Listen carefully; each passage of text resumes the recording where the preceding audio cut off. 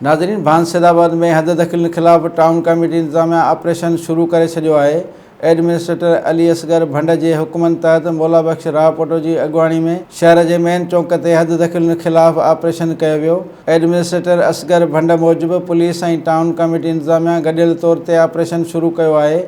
शहरी साथ जन मेन दुआ चौक ते लॻल दुआ वारनि हथनि जे चोतरफ़ गैर क़ानूनी तौर ते थियल हद दख़िलियूं ऐं रेड़ा हटाया विया। शहर में हद दख़िलियुनि शहर जी सूंहं उजाड़े छॾी आहे।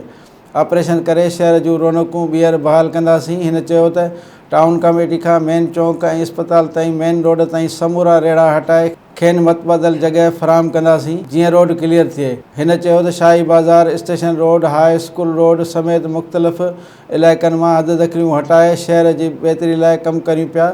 दुकानदार ऐं शहरी टाउन इंतज़ामिया जो साथ ॾियनि। असीं शहरियुनि खे सहूलियतूं फ़राहम कंदासीं।